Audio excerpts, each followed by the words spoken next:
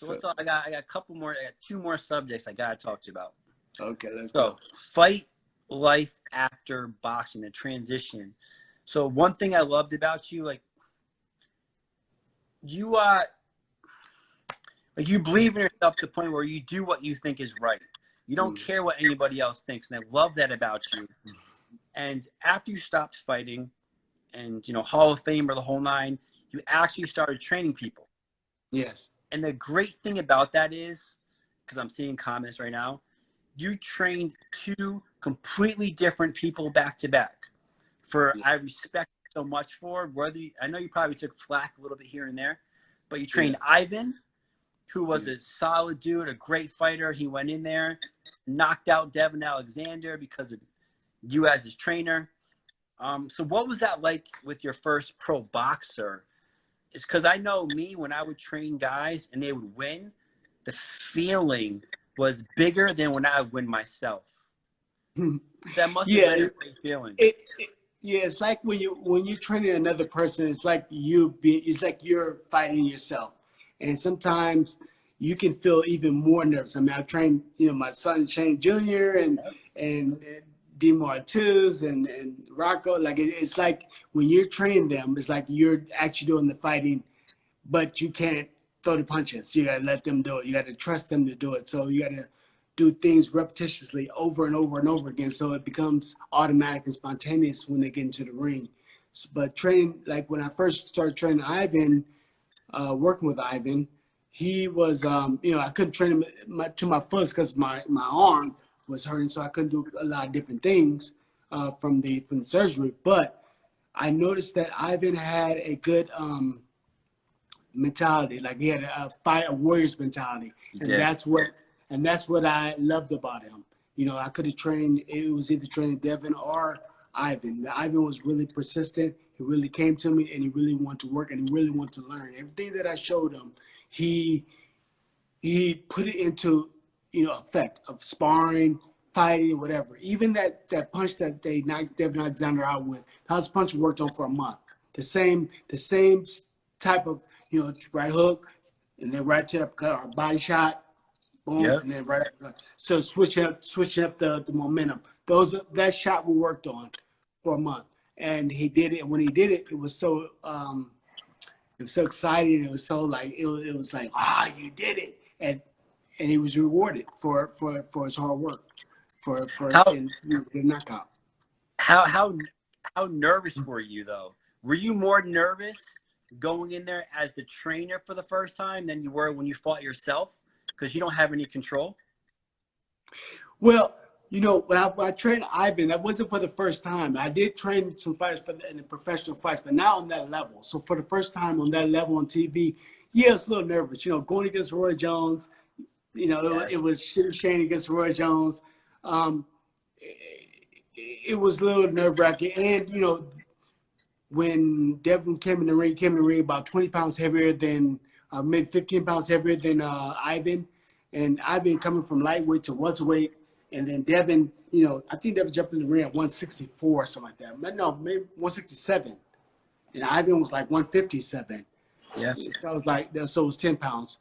So I was like, wow, this is a big jump. And him come from lightweight to welterweight is also going to be pretty big. But I felt that, Devon hasn't really fought for a while.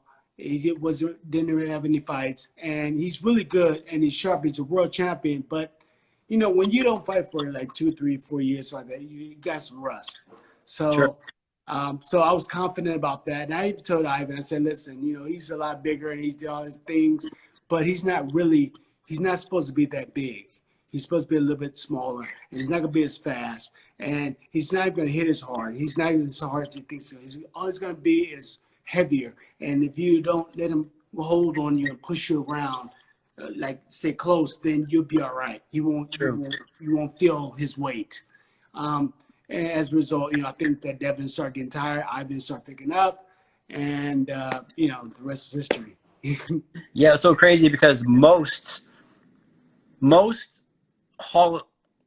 there's a lot of professional fighters and athletes that can transition to coaching and do a great job. Yeah. There's a very, very, very small few that are Hall of Famers that can also teach. Because if you're a Hall of Famer, your life has been about you. Yeah. Focused on you. It's not easy for you to make that transition, but you did, and you did it flawlessly. I watched you train Ivan a couple times. I was like, holy shit. I even wanted to go fight again just so she can train me. So crazy. Well, I think that comes with the way I was brought up as a fighter. You know, I was brought up when I was younger watching world champions fighting what they did, and I studied everything because I want to be the best. So I studied their movements with the twisted foot, the way they bob with their head, the motion, everything. Yeah. Their look, the way they look at the person when they go to the ring, how when they're in the ring, their confidence, what they look like. I mean, it was so many different things. Like some fighters, they just, like you said, they're just doing their own thing and they're being coached and it's all about them. It was all about me too, coming up, but at the same time, I wanted to go outside the box. I didn't want to just be the best fighter, a great fighter, and have somebody coach me. I wanted to know every little detail that's going on about the fight game. I don't care what it was. I don't care if they twist their body a certain way. If they grit their teeth, they blew up the mouth a certain way. They give it whatever it was. You look down, like whatever. So that was my. I was brought up a little different. That's why That's why I'm able to teach it, because I started from ground level, learning all the way up, not just learning just the 1-2s and stuff. True, no, for sure. So, boxing, past, present, future. So the future of boxing, right? Obviously, boxing has taken a little bit of a dive. I feel like it's somewhat coming back up a little bit, which is great, because I think America needs heavyweights to really bring it back. But on a whole flip side, the other end of the spectrum, you went and trained Jake Paul for the last fight. And regardless of what anybody says, me as a fighter, the more eyes on boxing, the better it is overall. Like my daughter, for example, she doesn't know any boxers, but she knows these YouTube guys. So if those guys get in there and fight, it puts more eyes on boxing. So I can respect that. And I love that you did that. It was a risk, right? Because you have some people saying, why would Shane do that? And other people saying, that's fucking awesome. He did it. Yeah. So with that said, what was it like getting somebody like Jake Paul ready to, it's not even that it was a fight, but just getting him ready for a fight? Well, with Jake Paul, you know, people don't understand that he's an athlete. He is. I know Logan too. Yeah, Logan too. He's a real athlete. He's an athlete's mind. And he wanted to win really bad. Not just win. He wanted to look spectacular. So he came to me. I was very impressed with the way Jake was working out, training, running, doing all the different things that he did. Yep. His mentality, the way he approached the fight game, like he really respected the game. It wasn't like he was just going out there fighting another YouTuber, like I believe they felt. And that's what I told Jake. I said, listen, this fight can go about 3 rounds, the fight that he had, but the way you're looking right now and what you're doing, all this stuff you do, the breath work, you're working out like a professional that works out in Big Bear with me all the time. Like you're up there in Big Bear and you stayed there. I said that you know how incredible that is? Like this guy is not, I don't care, he's not nowhere near on your mentality, you're in shape, you're punching hard, like you're doing all the different, you move your body, you're learning everything from A to Z. Like I was so excited just to see, I wanted him to get in there and show all the things he worked. He didn't even get a chance to show all the things they learned and work out, because he knocked the guy out in 30 seconds or 40 seconds, something like that, or stopped him. And he was way out of the guy's league. And you know, I'm interested to see what happens when he fights KSI, or if he fights KSI. I'm interested to see how good KSI is going to be. Will he be able to keep up with Jake? Because I think that Jake took it a step further than Logan. Logan's an athlete too, but Jake has a different mentality. His mentality is he wants to really be a fighter.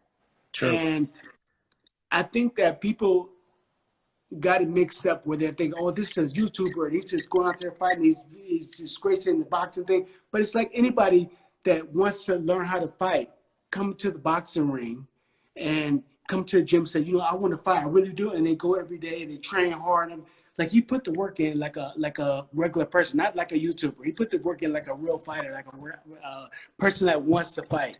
True. So when he fights again, I believe it's not as a YouTuber. They're gonna label him a YouTuber, but he's a real fighter. He's coming into his own as being a real fighter. He's still training right now. I'm not even training him right now. He's still training. That's how you know he's a real fighter. Him and Logan both respect fighting in general, and I have admiration for that.